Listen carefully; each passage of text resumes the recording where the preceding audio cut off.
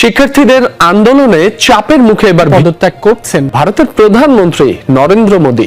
কালই দিতে পারেন পদত্যাগপত্র। বৃহস্পতিবার মধ্যরাতে সামাজিক মাধ্যমে পোস্ট করা ভিডিওতে ঘোষণা দেন তিনি।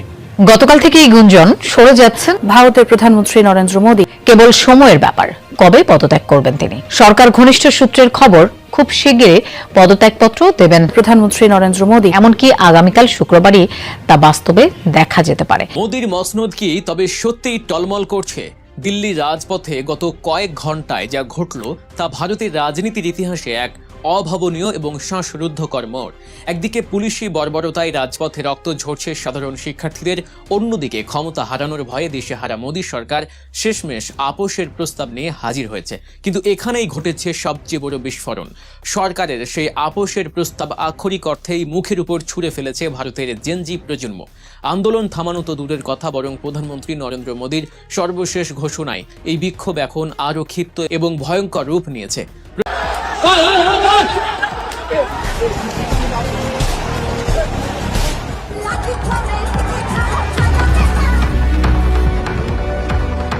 রাজধানী দিল্লি থেকে শুরু হওয়া ছাত্র আন্দোলন এখন দাবানলের মতো ছড়িয়ে পড়েছে গোটা ভারত জুড়ে। প্রশ্ন ফাঁস, দুর্নীতি আর শিক্ষা ব্যবস্থার চরম অব্যবস্থাপনার বিরুদ্ধে লাখ লাখ শিক্ষার্থীর ক্ষোভ আজ রূপ নিয়েছে এক অভূতপূর্ব গণ অভ্যুত্থানে। রাজপথ জুড়ে এখন একটাই স্লোগান, পদত্যাগ। শিক্ষামন্ত্রীর গদি ভাঙার দাবি ছাপিয়ে ক্ষোভের তীর এখন সরাসরি দেশের প্রধানমন্ত্রীর দিকে। দিল্লির যন্তর মন্তর থেকে মুম্বাই, বেঙ্গালুরু হয়ে আহমেদাবাদ, উত্তাল ভারতের প্রতিটি প্রান্ত। আসসালামু আলাইকুম প্রিয় দর্শক, ভিডিও শুরুতে কিছু ভিডিও অংশবিশেষ দেখেছেন, দেখে বুঝতে পেরেছেন আজকের এই ভিডিওটা কতটা গুরুত্বপূর্ণ হতে যাচ্ছে। দর্শক, ভিডিওটি না টেনে সম্পূর্ণ দেখবেন, আর আমাদের চ্যানেল নতুন হয়ে দেখলে চ্যানেলটি সাবস্ক্রাইব করে আমাদের সাথে থাকবেন। দর্শক, চলুন ভিডিওগুলো দেখে আসি। पेपर लीक घटना से ये कोई मामूली विषय नहीं। মোদীর মসনদ কি তবে সত্যিই টলমল করছে? দিল্লির রাজপথে গত কয়েক ঘন্টায় যা ঘটল তা ভারতের রাজনীতির ইতিহাসে এক অভাবনীয় এবং শ্বাসরুদ্ধকর মোড়। একদিকে পুলিশি বর্বরতায় রাজপথে রক্ত ঝরছে সাধারণ শিক্ষার্থীদের, অন্যদিকে ক্ষমতা হারানোর ভয়ে দিশেহারা মোদী সরকার শেষমেশ আপোষের প্রস্তাব নিয়ে হাজির হয়েছে। কিন্তু এখানেই ঘটেছে সবচেয়ে বড় বিস্ফোরণ। সরকারের সেই আপোষের প্রস্তাব আক্ষরিক অর্থেই মুখের উপর ছুঁড়ে ফেলেছে ভারতের জেনজি প্রজন্ম। আন্দোলন থামানো তো দূরের কথা, বরং প্রধানমন্ত্রী নরেন্দ্র মোদীর সর্বশেষ ঘোষণায় এই বিক্ষোভ এখন আরও ক্ষিপ্ত এবং ভয়ঙ্কর রূপ নিয়েছে। প্রশ্ন ফাঁসের প্রতিবাদ দিয়ে শুরু হওয়া এই আগুন এখন নরেন্দ্র মোদীর পদত্যাগের এক দফা দাবিতে রূপান্তরিত হয়েছে। ঠিক কি এমন ঘোষণা দিলেন মোদী, যার কারণে পরিস্থিতি মুহূর্তের মধ্যে এমন নিয়ন্ত্রণের বাইরে চলে গেল? বিরোধী নেতারা কেন বলছেন যে মোদীর পতন এখন সময়ের ব্যাপার? আর বাংলাদেশের গণ অভ্যুত্থানের আদলে গড়ে ওঠা এই তারুণ্যের সুনামি কি সত্যি দিল্লির তখত উল্টে দিতে পারবে? পর্দার আড়ালের অজানা সব চমকপ্রদ তথ্য জানতে ভিডিওটির শেষ পর্যন্ত আমাদের সাথেই থাকুন। ভারতের মেডিকেল ভর্তি পরীক্ষা, নিট এবং অন্যান্য প্রতিযোগিতামূলক পরীক্ষার প্রশ্নপত্র ফাঁসের ঘটনা দেশটিতে নতুন কিছু নয়। শিক্ষার্থীদের অভিযোগ, গত এক দশকে অন্তত 150টিরও বেশি বড় বড় পরীক্ষার প্রশ্নপত্র ফাঁস হয়েছে। কিন্তু এবারের চিত্র সম্পূর্ণ ভিন্ন। বেকারত্ব, শিক্ষা ব্যবস্থা চরম অবক্ষয় এবং ভবিষ্যতের অনিশ্চয়তায় দেয়ালে পিঠ ঠেকে যাওয়া ভারতের তরুণ সমাজ এবার আর নীরব নেই। তারা সরাসরি রাস্তায় নেমে এসেছে। তাদের প্রাথমিক দাবি ছিল শিক্ষামন্ত্রী ধর্মেন্দ্র প্রধানের পদত্যাগ এবং প্রশ্নপত্র ফাঁস চক্রের কঠোর বিচার। কিন্তু সরকার প্রথম দিকে এই আন্দোলনকে পাত্তাই দেয়নি, আর এই দাম্ভিকতাই কাল হলো মোদীর সরকারের জন্য। পরিস্থিতি এমন এক পর্যায়ে পৌঁছায় যে আন্দোলনকারীদের ছত্রভঙ্গ করতে দিল্লির যন্তর মন্তর, পার্লামেন্ট স্ট্রিট এবং কনট প্লেসের মতো গুরুত্বপূর্ণ এলাকাগুলোতে বেপরোয়া লাঠিচার্জ ও কাঁদানে গ্যাস নিক্ষেপ করেছে পুলিশ। সামাজিক যোগাযোগ মাধ্যমে ছড়িয়ে পড়া ভিডিওগুলোতে দেখা যাচ্ছে পুলিশের নির্মম পিটুনিতে রাজপথে লুটিয়ে পড়ছেন শিক্ষার্থীরা। রাস্তায় ছড়িয়ে ছিটিয়ে আছে রক্তের দাগ, ভাঙা ব্যারিকেড, ছেঁড়া জুতো আর ব্যাগ। আর পুলিশের এই ভয়াবহ দমন পীড়নী আন্দোলনকে দমানোর বদলে দাবা নলের মতো পুরো ভারতে ছড়িয়ে দিয়েছে। আন্দোলনের এই চরম পর্যায়ে এসে শিক্ষার্থীদের দমন করতে না পেরে সরকার হঠাৎ করেই সুর নরম করার কৌশল নেয়। খোদ প্রধানমন্ত্রী নরেন্দ্র মোদী মুখ খুলতে বাধ্য হন। তিনি সামাজিক যোগাযোগ মাধ্যম এক্সে ঘোষণা দেন, তরুণদের ভবিষ্যৎ নষ্টকারীদের কোনোভাবে ছাড় দেওয়া দেয়া হবে না। অপরাধীদের দ্রুত শাস্তি নিশ্চিত করতে ফাস্ট ট্র্যাক কোর্ট বা দ্রুত বিচার আদালত গঠনের কথা জানান তিনি। মোদি বোঝানোর চেষ্টা করেন যুব সমাজের কল্যাণই তার সরকারের সর্বোচ্চ অগ্রাধিকার।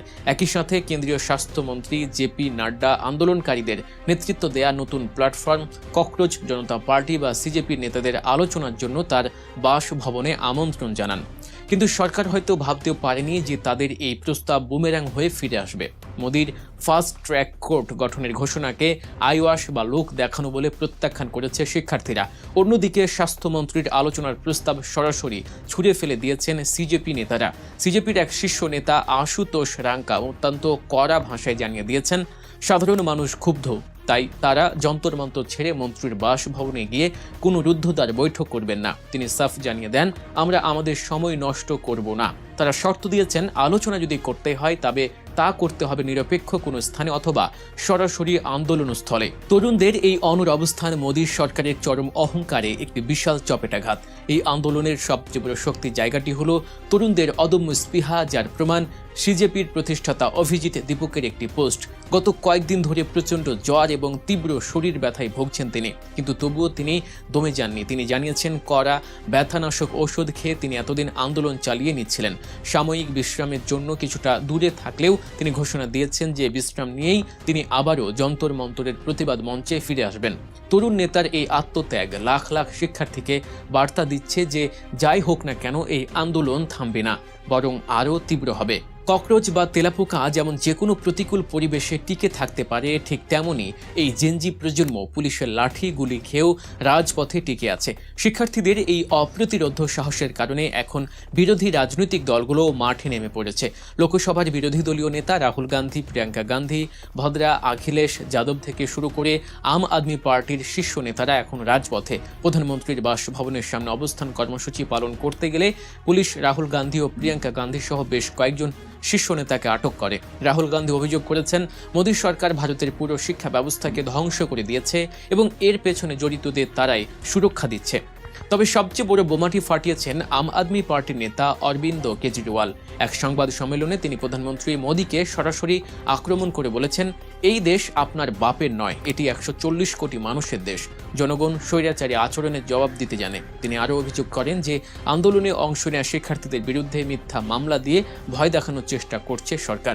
রাজনৈতিক বিশ্লেষকরা মনে করছেন, ভারতের বর্তমান পরিস্থিতির সাথে বাংলাদেশের জুলাই গণ অভ্যুত্থানের এক অদ্ভুত মিল রয়েছে। বর্ষীয়ান বিশ্লেষক নীলাঞ্জন মুখোপাধ্যায় জানিয়েছেন, বিপুল সংখ্যক শিক্ষার্থীর এই স্বতঃস্ফূর্ত আন্দোলন মোদী সরকারের জন্য একটি বিশাল চ্যালেঞ্জ হয়ে দাঁড়িয়েছে। বাংলাদেশেও শিক্ষার্থীরা প্রথমে কোটা সংস্কারের মতো একটি যৌক্তিক দাবি নিয়ে রাস্তায় নেমেছিল, কিন্তু সরকারের দাম্ভিকতা, শিক্ষার্থীদের উপর পুলিশি হামলা এবং হত্যার কারণে সেই আন্দোলন এক দফায় পরিণত হয় এবং শেখ হাসিনাকে ক্ষমতা ছেড়ে পালাতে হয়। ভারতেও ঠিক একই ঘটনার পুনরাবৃত্তি ঘটছে। শিক্ষার্থীরা প্রথমে শুধু প্রশ্ন ফাঁসের বিচার চেয়েছিল, কিন্তু পুলিশের বর্বরোচিত হামলা এবং সরকারের কূটকৌশল এখন সেই দাবিকে মোদি হটাও আন্দোলনে পরিণত করেছে।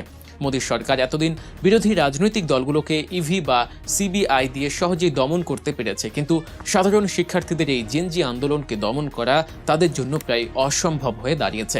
কারণ এই তরুণদের নির্দিষ্ট কোনো রাজনৈতিক এজেন্ডা নেই, হারানোর মতো কোনো পদবি নেই। তাদের ক্ষোভ শুধুই নিজেদের ভবিষ্যৎ এবং অধিকার নিয়ে।